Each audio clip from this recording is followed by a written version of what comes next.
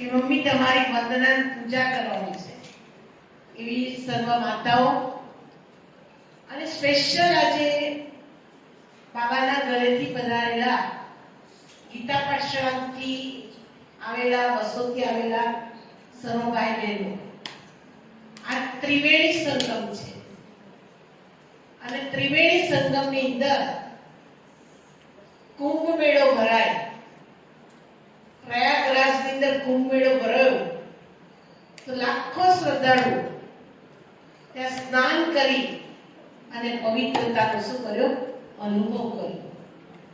આ ત્રિવેણી સંગમ એક એવો સંગમ છે કે જે ગઈકાલે મધર્સ ડે ગયો, પરંતુ કાલે અમારે બે બાજુ મેરેજ હતા. એક નજીક ભાતીજી હતા અને અહીંયા થોડે દૂર મેરેજ હતા, એટલે ગઈકાલ નહીં રાખ્યો, આજે રાખ્યો. તો સૌથી પહેલા અમારા બાળ ગોપાળ કે જે બાળ શિબિરની અંદર આવી ઘણું બધું શીખાયેલું. એ જે 4 યુગોનું જે વર્ણન કરે એટલું ફાઇન વર્ણન કરે.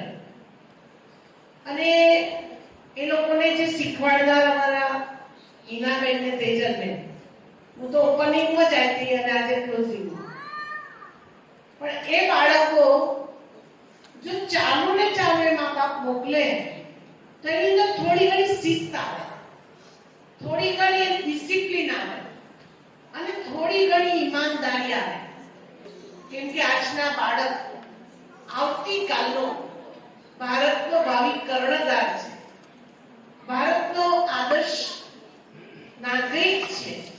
અને એ જ બાળકને તૈયાર કરવા માટે અહીંયા બેઠેલી મારી વાલી માતાઓ બાળકોનું થોડું ધ્યાન રાખી એવું સર સંસ્કારનું સિંચન આપી આ જગ્યા માટે તમે પહોંચતા કરજો. કે ઘણા આજે અમારા 10-12 બાળકો જે ચાલુ રહ્યા છે, 15 બાળકો, એ બાળકો તો કે બેન વેકેશન નહીં. એક છોકરું તો કાલે રડીને ગયું, એની મમ્મીએ મામાને ઘેર મોકલ્યું, જીદ કરી ના મારે તો જવું જ નહીં. અને કાલથી બંધ કેમ કરો છો? રાખવાનું કે આખું વેકેશન રાખો. એવા 15 બાળકો રોજ આવે છે અને રોજ આવીને કંઈ ને કંઈ શીખીને જાય છે. પણ જે આજે નહીં આવતા એ બાળકો આજે શીખો. કેમ કે જે અંદર અવાજની દુનિયા ચાલે છે તમારી, એની પાછળનું કારણ શું છે? એની પાછળ એક જ કારણ છે અને એ કારણ બીજું કંઈ નહીં, પણ તમે તમારા સંસ્કાર જે બાળકોને મળવા જોઈએ એ મળતા નથી. એ બીજી એક વિષય આવે એટલે વિશેષ આ બાળકોને ખૂબ ખૂબ ધન્યવાદ. જે 15-16 બાળકો આવે છે, ડેઈલી હજુ આવે છે, એ બાળકો માટે જોરદાર તાલીમ. કેમ કે એ બાળકોને શીખવું છે. એક આટલો નાનો છોકરો આવ્યો નથી, હજુ પહેલા ધોરણ વચ્ચે ગયો છે આણંદ, પણ એ બોલે એટલે કેટલું સરસ બોલે. એને ઘેર જઈને મમ્મી પપ્પા બધું ઉડાવ્યા છે, અહીં કેમ આવો છો? કે સરસ શીખવા મળે, સરસ ખાવાનું મળે છે. એટલે આવા બાળકોને તૈયાર કરનાર વાલી માતાઓ, જે તમે તમારા છોકરા હજુ પણ આ જગ્યાએ નથી મોકલતા તો કાલથી મોકલવા ચાલુ કરજો. તો કહેવા શું તમે દાદીમાં ને તો પેલી ચોર વાળી વાર્તા છે ને કે મોટો ચોર બની ગયો. કોના આધારે? એની માના આધારે. એની માએ રોક્યો પણ નહીં, ટોક્યો પણ નહીં, તો ચોર બની ગયો.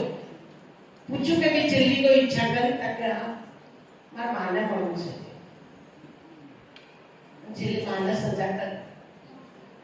આગળ તો મારે વધારે નથી કેવું, કેમ કે આ વાર્તા તો પ્રચલિત છે, બધાને ખબર છે. આપણું જ બાળક એક સંસ્કારી બને, આદર્શ બને, એના માટે આજ મધર્સ ડે ફક્ત એક દિવસ માટે નથી. આ તો ફોરેન વાળાનો દિવસ છે. વિદેશમાં છોકરું જન્મે ને ત્યાંથી પેલી બારવારી બાયું છે ફોટો કરે અને એક દિવસ એ લોકો આવું રાખે કે જેથી બધા પરિવાર વાળા ભેગા થાય અને ખાઈ પીને થોડો આનંદ કરે. એના માટે મધર્સ ડે ઉજવે છે. પરંતુ આપણા ભારતની અંદર આપણે મધર્સ ડે ઉજવીએ છીએ. માં તો બધી બહુ છે આપણા માટે. જે આપણે બેઠા છે ધરતી માતા ઉપર આસમાન, આસમાનની પાછળ શબ્દ કયો આવે છે? માં. ચંદ્રમાં આવે છે, પ્રકૃતિમાં, પરમાત્મા, બ્રહ્મામાં, અને આપણને જન્મ આપ્યો છે એ. કેટલી માયોની વચ્ચે આપણે બેઠા છે. આપણે અનાધાર નથી, અનાથ નથી, પણ એ માયોએ આજે વિશેષ એવી સરસ પાલના કરવાની છે. તમારી ઉગતી પેઢીની પાલના કરવાની છે, તમારા બાળકોની, કે જે બાળકો મહિપતને વિડીયો ના આપવું પડે. આ મહિપત વિડીયો કેમ આપ કરે?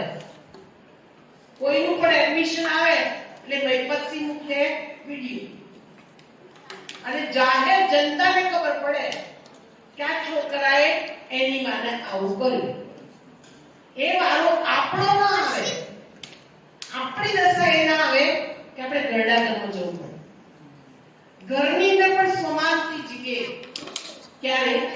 કે આપણે એક સરસ બાળકોની પાલના કરી છે ત્યારે. કારણ કે વાલ કરો સોનાની કટારી કેડે કોસવાની, પેટમાં લાવો.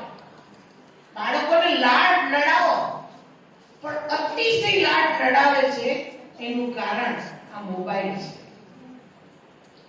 આ છોકરાઓ પજવે ને એટલે શું આપી દે ખબર? છોકરું પજવે ને એટલે મોબાઈલ આપી. આ થોડી રોટલી કરી લો તો કીધું આ, પછી એ મોબાઈલ એ મુક્ત થઈ શકતો નથી. એ મોબાઈલ એને શું કરે છે? ભરકી જાય છે.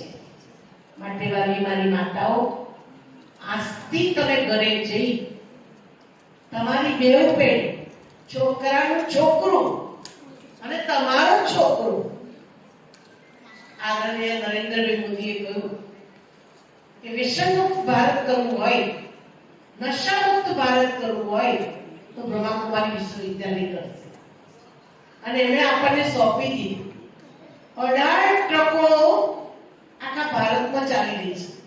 એ 18 ટ્રકોની અંદર વ્યસન મુક્તિના ચિત્રો છે અને કુંભકર્ણ છે. લાખો બાળકોએ વ્યસન છોડ્યું. કોઈ દારૂ છોડ્યો, કોઈ બીડી છોડી, કોઈ ચુટકા ગુટકી છોડી. આજે આપણા ઘરની અંદર તમે બધા બીજે કહીએ નહીં, કોઈ કેન્સર હોસ્પિટલ હોય ને ત્યાં જઈને ઉભા રહેજો, જોજો.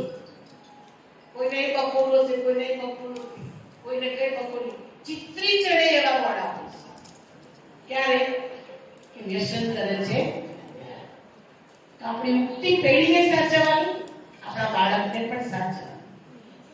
અને એના માટે મધર્સ ડે ની કદાચ ગિફ્ટ આપે ને તમારા બાળક, કદાચ આપી દીધી હશે ગઈકાલે, તો એને કે ગિફ્ટમાં મારે બીજું કશું જ નથી જોઈતું. બેટા, તારું જીવન એક સાત્વિક બનાય, સુંદર બનાય અને શુદ્ધ બનાય. સાત્વિક, સુંદર અને શુદ્ધ બનાય, કે જે જીવન ભગવાનને ગમે છે.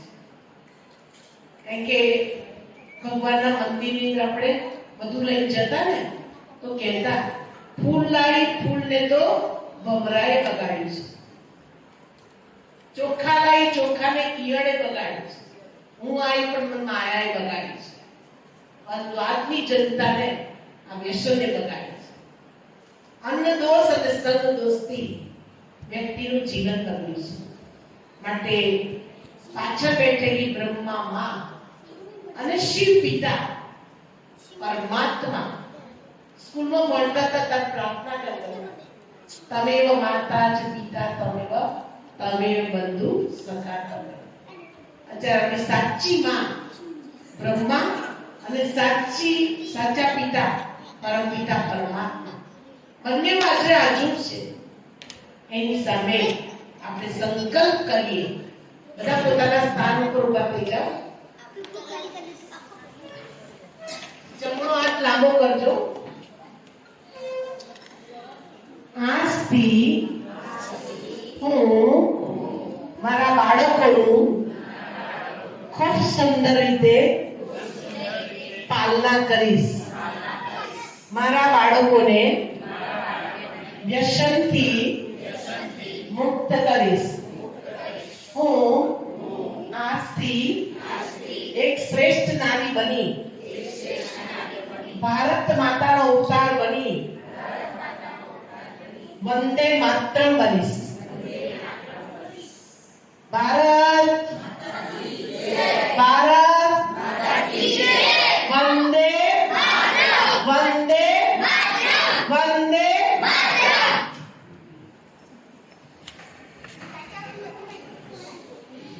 ઓમ શાંતિ. તો આપણે કાકા થોડી વાર બેસો.